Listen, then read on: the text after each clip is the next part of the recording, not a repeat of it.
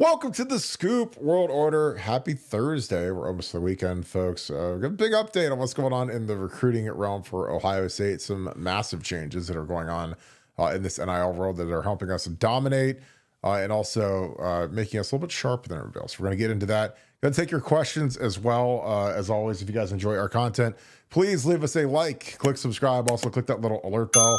Again, I appreciate you guys being a part of the Scoop family, being on here each and every night.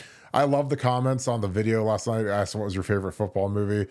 What I'm going to do this easy tonight, because I just had an hour-long conversation with David Patterson. He's one of the greatest Buckeyes ever, one of the most underrated players. He was in my recruiting class, and we were talking about who is your favorite recruiting story that you followed in the last 10, 15, 20 years that you've been following Ohio State. Is there a guy that you followed and when he committed it was great, and then he ended up being a great player?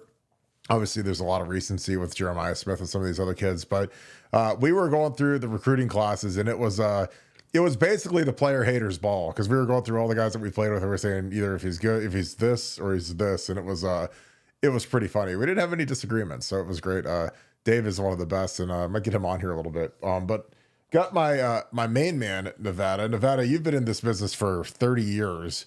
And again, there's certain names when you talk about Fred Davis, Stanley McClover, Prescott Burgess, Mario Man, like these recruiting battles that we win or lose. And, I mean, that's got to jar some bit of feeling for you. Because again, you were a pioneer in the message board space. And, when message boards were literally the only way to get real-time information on recruiting, there were some pretty crazy commitments or flips or whatever back in the day, because there was no Twitter back then and there was no YouTube back then. It was just scout.com or rivals.com or whatever.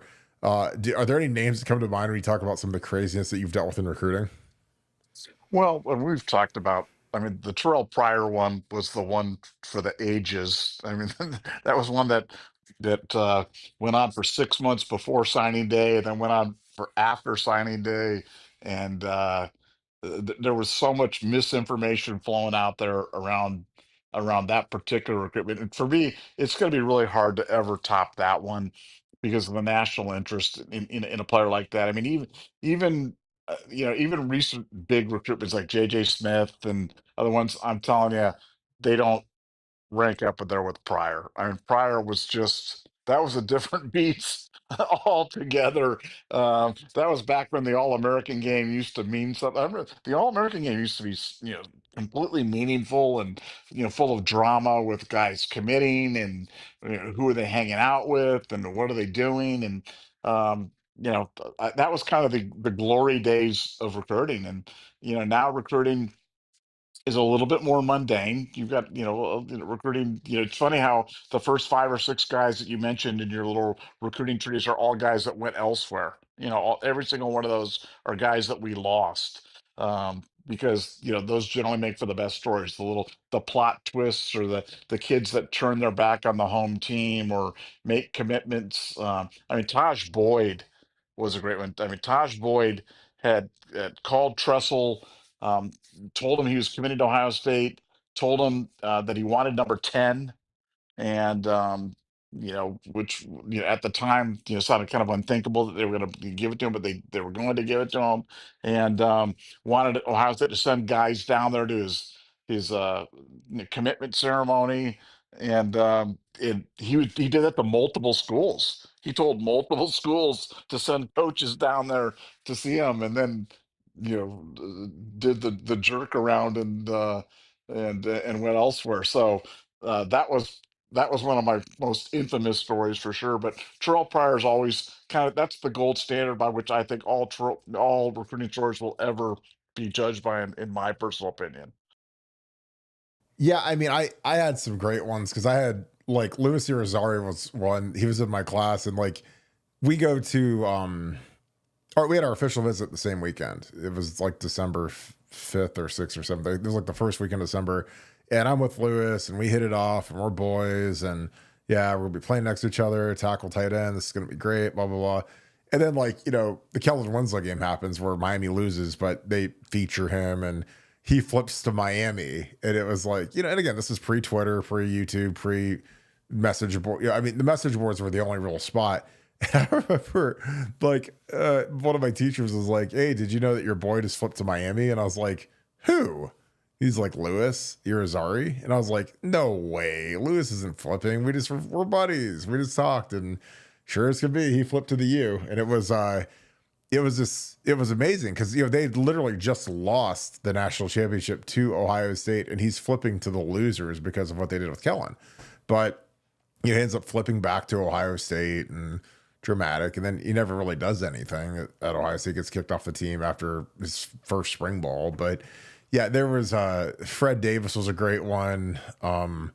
Buster Davis. I mean, there's some of these guys it was like people were ready to um, leave town and give up their Buckeye fandom over losing Fred Davis. And Fred was a good player, but he wasn't like some God's gift to anything. I mean, he went out there to be Dwayne Jarrett and ended up being a tight end. And he had a nice career in the league.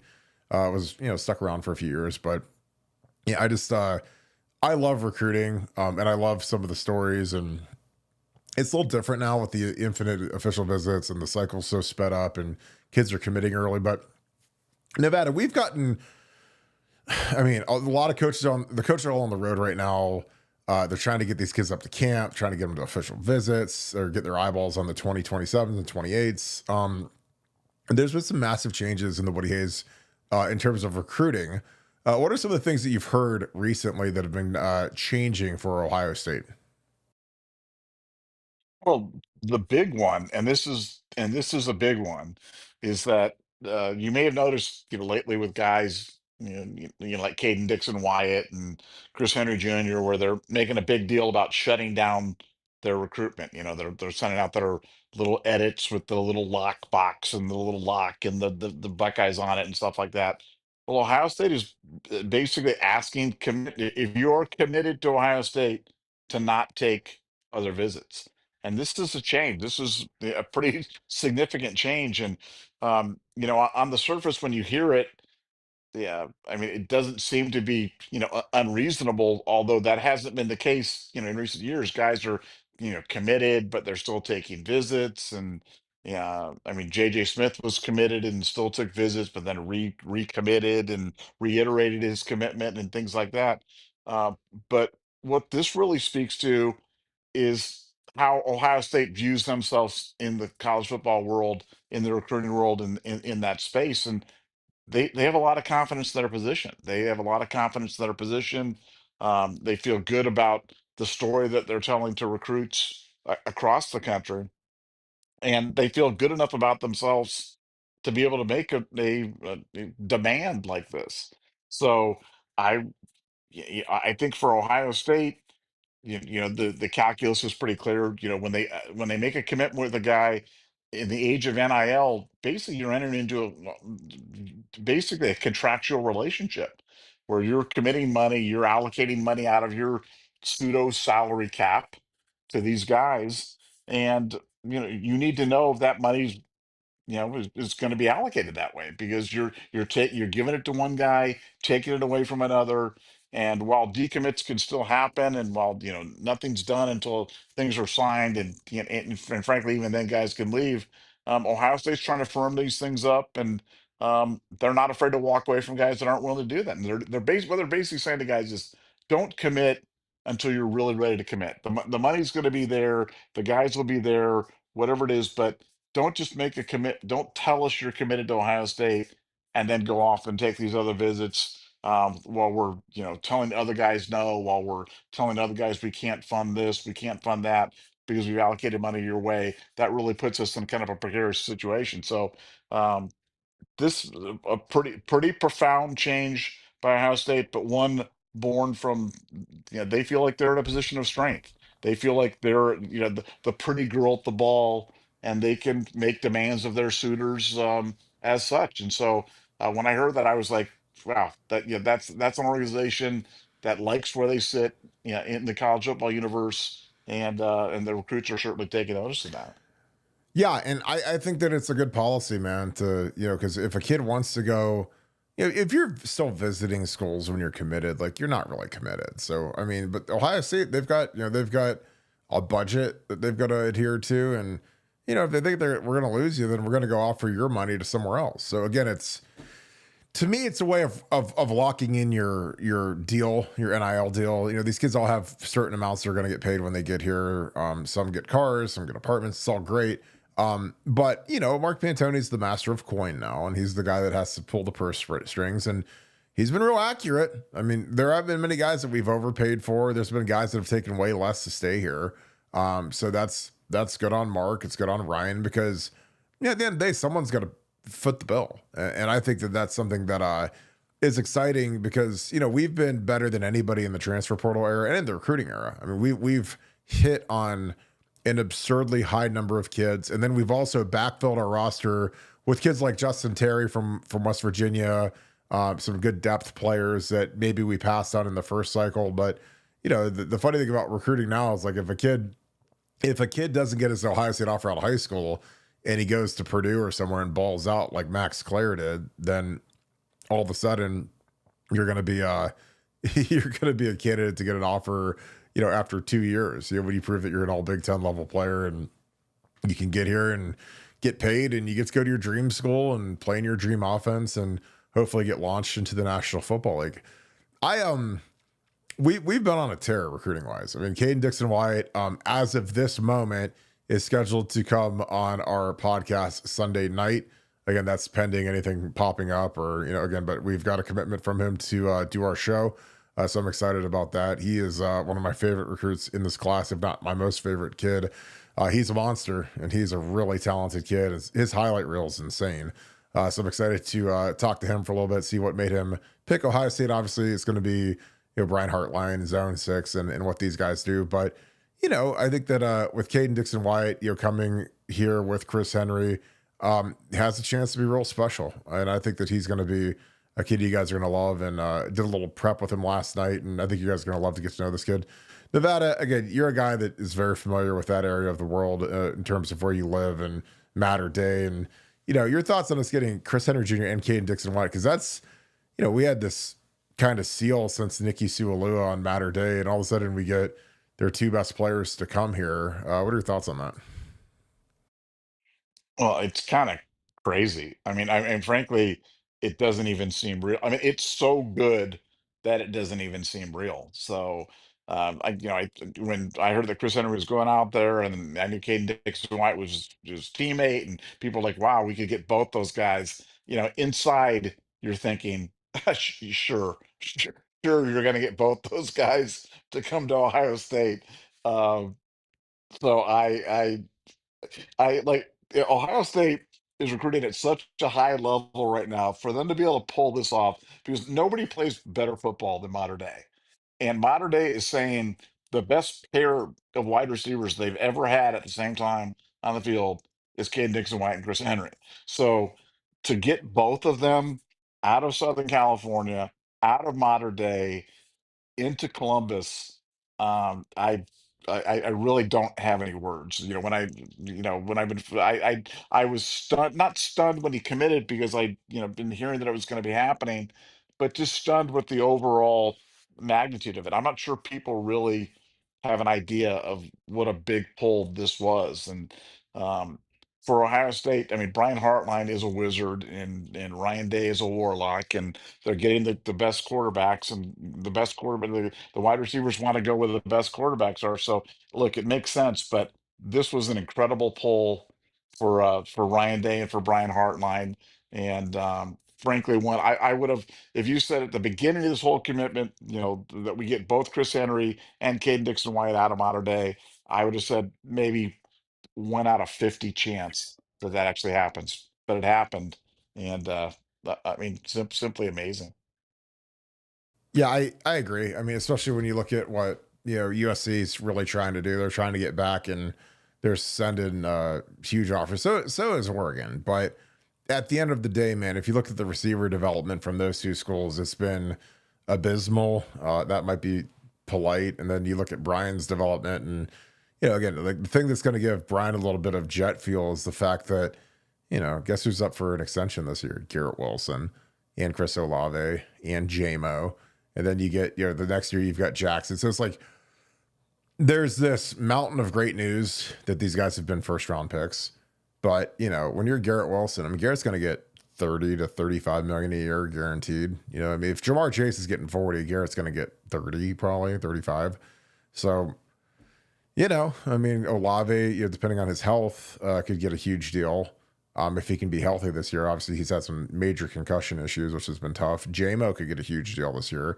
And then Jackson Smith and Jigba, who might be the best one out of all of them, is going to be up the next year. And then Marvin's going to be up. So you're going to have this like cascade of great news for Brian when he's like, hey, did you see what my guys just re-upped for? You're like, well, I don't know, coach. Well, this one got 35 million a year. Or this one got 30 million a year. You know, Jackson Smith and Jigba could get 40 million a year.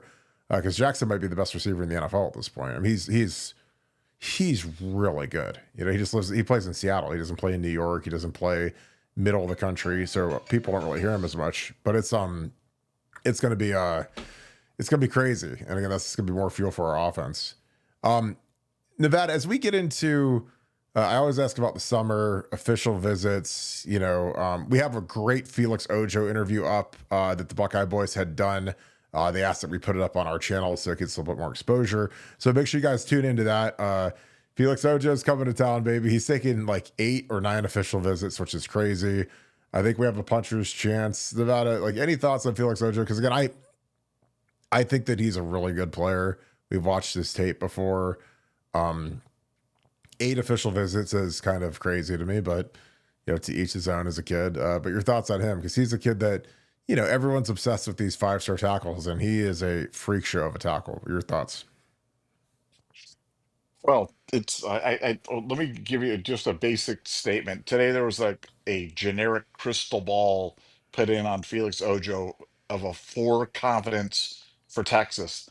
And I was talking, we were both laughing about, is there anything more useless than some generic crystal ball? I mean, what even is that? It's like these recruiting indicators, predictors, or whatever it is, they're just silly. And I think guys would have to be embarrassed putting that in, because they put it in, and then literally like 5 minutes later, Felix Ojo, and reacting to that, puts a bunch of like laughing emojis on the thing, and it's like, yeah, I don't even know where these people come up with, but they're shameless, man. They just keep throwing that stuff out there. I mean, Felix is a great kid. You know, if you ask probably on those 8 visits where Ohio State is, Ohio State's probably leading. You know, but you know, when you're leading, but you still only have a 20% probability of getting it done because everybody else is at 7. Um, you know, it's not a high probability. It's not a, you know, it's not, you're not at a plurality. It's not an overwhelming decision for them. But Ohio State's absolutely up there. And you know, the way Tyler Bowen's been recruiting, the way Ohio State's recruiting on the offensive line, and the type of school that Ohio State is, really appeals to Felix. He's that kind of a kid. So I mean, 8 official visits. When you get 8 official visits, which frankly, 8 official visits sounds like another full-time job to me. If anybody's ever been on an official visit, or just the idea of, remember, you've got to get up, take you and your family, get on a plane, fly, you know, to wherever in the country, and then, you know, sit through a day of presentations and go out that night, and then the next day they have another thing with the academic people, and then you go with the player. I mean, it's exhausting. And I mean, it sounds like fun. It sounds like it's nothing but carrot cake and brownies with nuts and big steak dinners and stuff. But after about the 3rd or 4th of those, man, you're like, I just want to go home. I just want to go Mhm. home and binge watch Game of Thrones, or you know, the Legend of Oak Island, or whatever I'm going to do, and sit home and cuddle with the dogs, because it's just not a lot of fun. But Felix, he wants to do 8. He wants to do the whole thing. And I mean, Ohio State, like you said, Ohio State's got a puncher's chance. They got a chip in a chair, and he likes Ohio State a lot. But liking anybody a lot when you've got 7 other suitors is a tall order. But I certainly wouldn't bet against the Buckeyes in this one, because I think we're going to be in this one till the very end. Well, I think that's something that's been interesting that a lot of these guys are bringing up is the fact that there's 3 offensive line coaches and they communicate with all of them, which I think is, again, revolutionary by Ryan Day to have 3 full-time offensive line coaches. I know Tyler Bowen is the highest paid guy and he is the official running game coordinator, offensive line coach, but like Marcus Johnson and Charlie Dickey, those guys coached, like, they weren't analysts, they weren't GAs. I mean, those were literal offensive line coaches at Purdue and Oklahoma State last year. They were the guy. And so, in general, offensive line coaches are the biggest dorks at every coaching convention. Because in general, like if you go back to your high school days or middle school days, offensive linemen are the biggest dorks on every team. They're the big, fat, doppy guys that, like they get kind of the mid-level chick to marry them and do whatever. So it's just like like when these guys all become offensive line coaches, they're not like buttery smooth, like, James Laurinaitis or Brian Hartline or, Zach Smith was a great recruiter, Tom Herman, Mike Vrabel, Fickle, like the guys that I was around that were really urban, really, really sharp, really, really, can talk to anybody, can smooth. Like you look at the guys that we've had in the most, last 20 years, like none of those guys are Mr. Charm. So, if none of them are whatever, then let's moneyball it up. Let's get three of them. It may be like the aggregate of the three guys. One of them will click with, a lineman, and it might be Marcus, it might be, Charlie Dickey, it might be Tyler Bone, who's done great. I mean, hell, it might be Ryan Day. Like, I mean, the thing I always say with these 5-star kids, these kids that are getting recruited by everybody and they're going on 25 official visits, is like Ryan Day needs to be the lead recruiter there, because you're telling me that Steve Sarkisian is going to be the lead guy on him, and Charlie Strong, or not Charlie Strong, excuse me.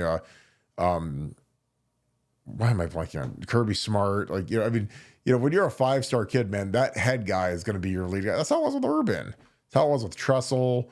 You guys remember Truss taking his shoes off at Chantrell Henderson's house. Like, that's just how it is. So, but I love the philosophy, and I think that it's yielding a ton of great numbers for the offensive line. I said, like, if you had my German Shepherd as the line coach this year, that we'd have a great haul, because we've got the three big Ohio kids are like a huge help, and there might be 4 or 5 Ohio State level kids in state this year, and there's some years where you barely have any. You might only have 1 or 2, and they're not Sam Greer 5-star type tackle kids. So, but I love the direction of the recruiting. I think that Mark Pantoni earned his raise. He's doing a great job managing not just the numbers, but the budget. And that's something that can get out of hand quick. And we have a chance to really get some studs to come down this stretch over the next 3 months. I'm talking Tyler Atkinson, some of these kids that are leaning our way because they love our culture, they love our coaching staff. Our head coach has a 7-year extension. And we just won a national championship. Like we're in vogue right now. We are in the old Nevadabuck next list. Like we are the trending team right now. So I think we're going to have a huge summer recruiting wise. Nevada, any thoughts on that before we dig into some super chat? Well, you mentioned Tyler Atkinson. You've known that kid and his parents for years now. What odds, when you first started talking about it, what odds would you put of Ohio State being in a good position, in a command position, whatever position, going into his senior year and heading into Are, commitment time? are you talking about like when I first, like 4 years ago, like when he was going into Yeah. 9th grade? Yeah. I Yeah. mean, Well, dude, would this have been a long shot? What I'm saying, are you surprised by well, the fact that Ohio State is in it to win it on this one? like 4 years ago, we didn't really have NIL, or it might have just been getting started. It was just getting started, because Quinn Ewers' year was the first year, 2021. But, like 4 years, 2021, Georgia was, they were what we are now. They were the King Kong, and they'd won back-to-back national championships, and they hadn't had as many issues as they've had in the recent years with the driving and the arrests and the fatality and everything else that happened. And the Atkinsons are from Georgia. So again, like I always, if everything's even, just in general, I usually give the edge to the closer school, the home school, especially if it's Georgia, because it's not like it's Florida State or Florida or some dumpster fire. Like Georgia, they're still formidable. They'll still be a top 5 or 6 team this year, and They get 5-star kids and great players, and his defense is really good, and and there's something to be said about Kirby Smart. I mean, Kirby Smart's going to run his defense, so when you're a defensive player and you can play for a defensive head coach, like there's something to that, I think, because Kirby's it's like being Nick Saban's defensive coordinator, like you're still going to run Nick Saban's defense. So if you go to Alabama like Caleb Downs initially did, he knows what he's going to be playing in. If they lose their DC to go be the next head coach at Texas or Florida State, like that defense ain't going to change much. Now at Ohio State, where it's the flip and Ryan's an offensive guy and you've got, Matt Patricia, Jim Knowles, you probably have some guarantees about what it's going to be, but it's a little bit less than when you have a defensive head coach like Kirby Smart. But I think that, as Ohio State has grown in profile, Ohio State, the big thing is obviously the NIL has been spectacular. The development's been spectacular, but, we kicked the door down and won the national championship too. So Ryan Day proved that he can do it, which again, I think that's, it's going to be amazing for his recruiting, his reputation. He gets the monkey off his back. But, I think that if you're, Tyler Atkinson and his great family, like you look at the type of kids that we get, and I'm not slighting Georgia, but they've had some humongous cultural issues that we've heard about from big time recruits. They've told us that, hey, Georgia's in this, but they really aren't because my parents don't want to send me there because of some of the stuff going on off the field, and it hasn't been remedied. They're still having issues. So, Ohio State, again, knock on wood, like for our football program, again, I don't even want to say it out loud, but this is this is as clean of a run as we've had in basically like multiple off seasons where there just haven't been many, issues, which again, when it's nice out and these kids have 2 weeks off of downtime and they've got a bunch of money now, you'd think that that's like a Molotov cocktail for bad stuff to happen. And it really hasn't happened. So again, like this was when I played, I mean, with Tress, I mean, this was the time that he hated because, we guys are going on spring break, guys are going back home, and guys would get in trouble. Like guys would go back home, they'd hang out with the wrong crowd and, boom, arrest or whatever. And you got to talk to the kid, maybe kick him off the team. We've dodged all that. And I think it's in large part because of recruiting, and again, with NIL hanging over my head, if the formula for me getting a better NIL package was based upon my behavior, my off the field, my grades, obviously my performance on the field is paramount, but all the little things that they kind of build into the NIL deal was like, hey, I'm a solid kid. I never get in trouble. I have a 4.0. I talk to all the recruits. I do everything right. Like that's all kind of your leverage when you're dealing with NIL. Obviously you have to play good. If you don't play good, then you have no leverage. But when you do all the other stuff, I think that it's kind of like a performance escalator that's built in when you're negotiating with Mark Pantoni on what your retention money is going to be. So I don't think that hurts a lot of stuff. Nevada, any thoughts on that? And we can get into our super chat. No, it's funny. I think they say you recruit your own problems, and I think same things with you recruit your own successes, and kids and parents like to be around people that are like-minded, people that are you know focused, have eyes on the prize. You aren't necessarily just out for the best NIL opportunity, and frankly, I know people like to dance around it, but the whole faith issue played a prominent part in Ohio State's championship drive last year. Was a big part of what they believed in, and that resonates with a lot of young people today. So, um, Ohio State's right. I'll say this way: Ohio State's the right choice for a lot of people. Ohio State's not the right choice for a lot of people as well. And I've always said it's not the guys you miss on that kill you; the guys that you get that can't play that kill you. I think Ohio State's doing a great job selecting, getting the guys that they want, getting the guys that they need, and avoiding the guys that aren't going to be able to help them and become problematic. And I think that's equally as important. Yeah, I think that that's huge because again, like I've talked a lot about Ethan Onianwa, and he's got a big time major. He's a sharp kid. You're paying him. I mean, he's the highest paid guy in the offensive line room now, so he's a guy that's getting a bag to play left tackle. But he's a good kid. You give to a good kid, focus, good family.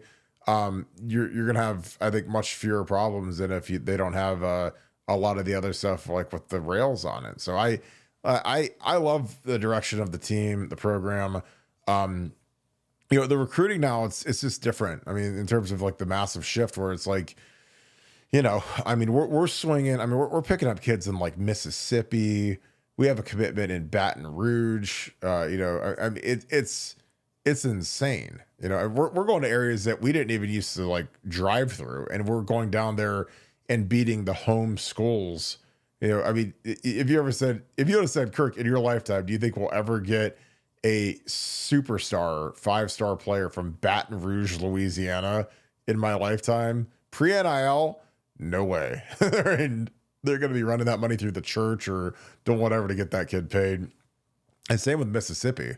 I mean, we didn't even used to, I don't think we sent someone through Mississippi for the whole time I coached. And now we've got a great player coming out of Mississippi. It's just different.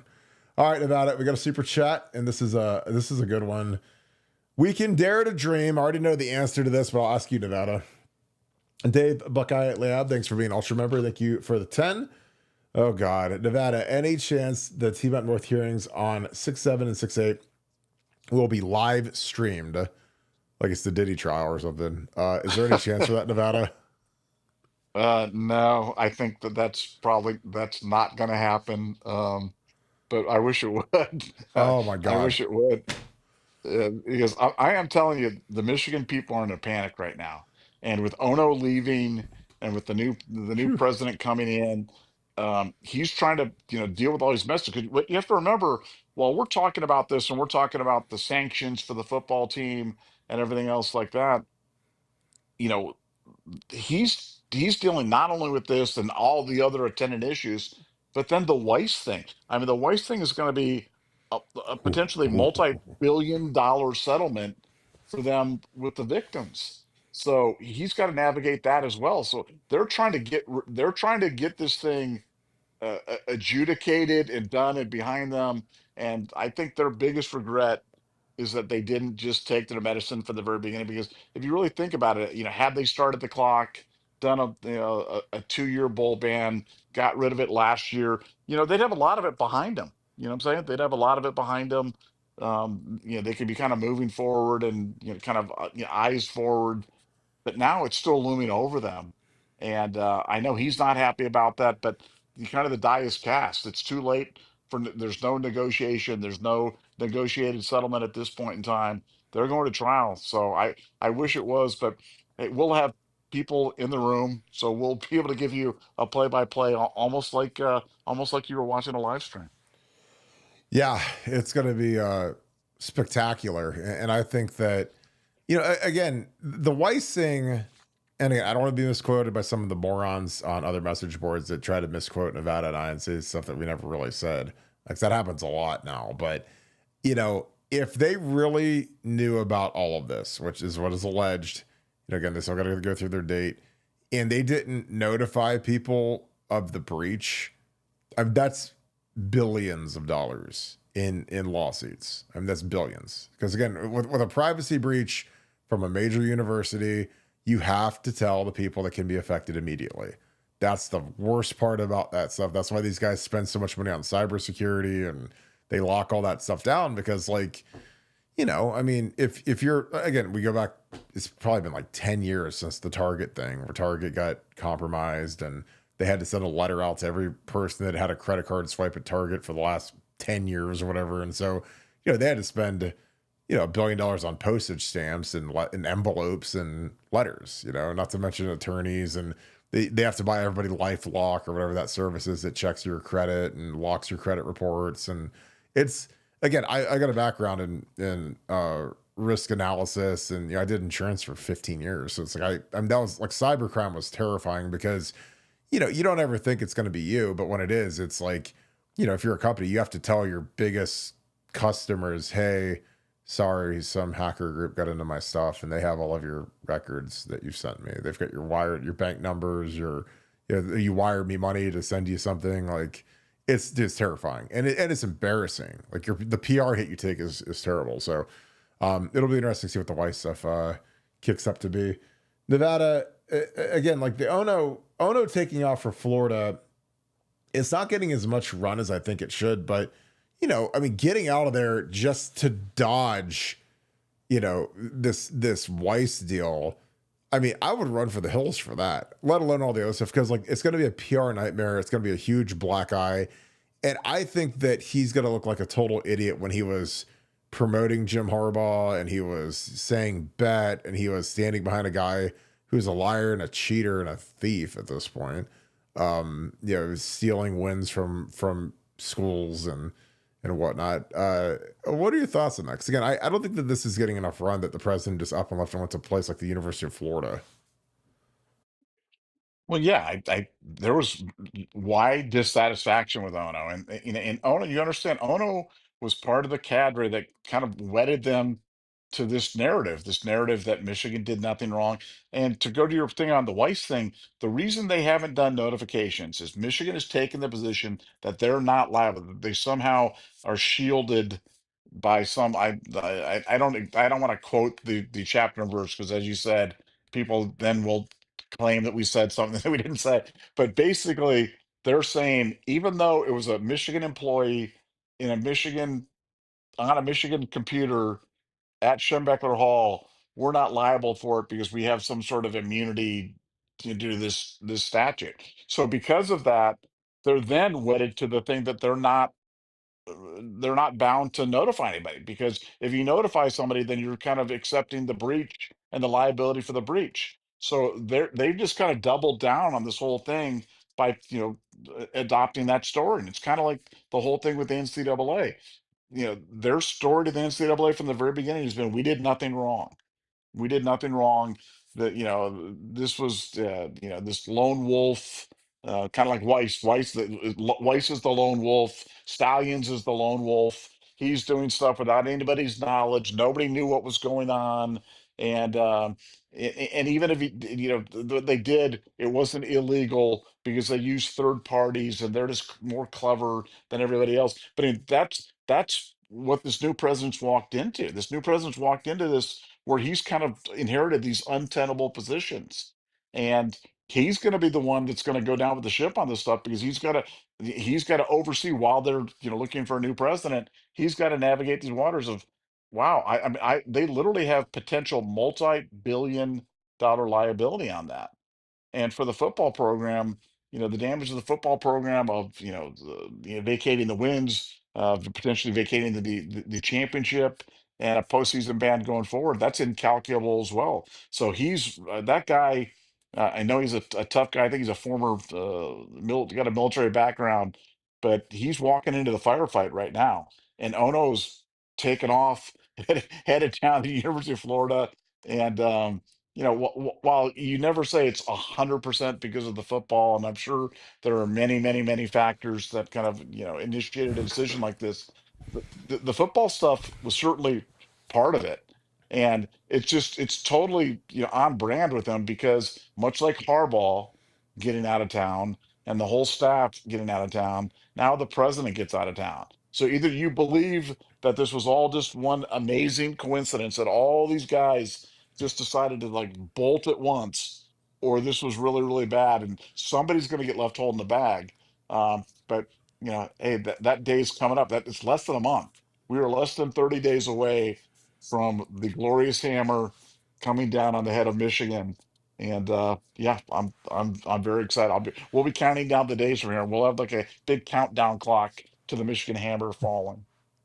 Well, I mean, for me, I look at, has there ever been a time where, you win a national championship, not by cheating, but they still won it. I mean, they're on the field, they got the confetti and hold the trophy up, where you've seen a coach, 90% of his staff, his off the field staff, his strength coach, his director of football operations, and a president of a university all leave within 18 months of winning a football national championship? Because normally, like a football national championship, man, it like spawns the golden age where all of a sudden it's easier to fundraise. You can build more hospitals. You can go to all your major donors and say, hey, remember that feeling you got when we beat, Ohio State and then we won the national championship? And it just, I mean, I would be, if I'm Ross Bjork or, if I'm, Slapshot Carter, it's like, I'm dying. I can't wait to talk to these donors. It's like, guys, we have a shot to repeat. We won it. We need your commitment.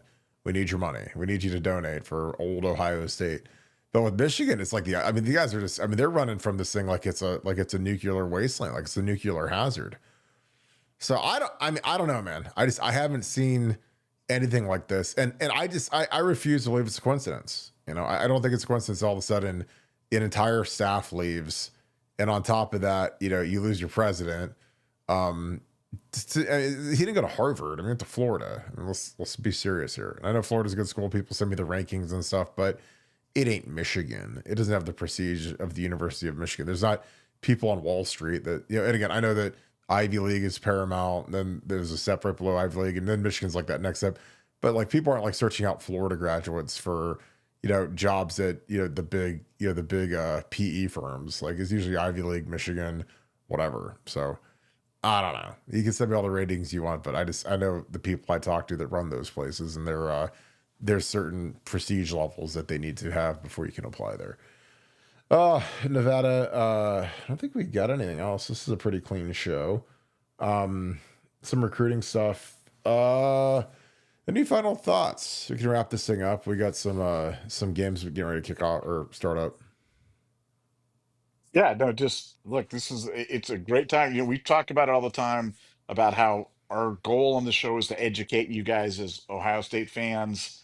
And, if you listen to the show, you're getting the inside stuff from Kirk and I. This is kind of like our conversations every day where we're Yeah. kind of going through what we know, reviewing the information that we've had, what we're hearing, the rumors, the innuendos, the facts, the stuff.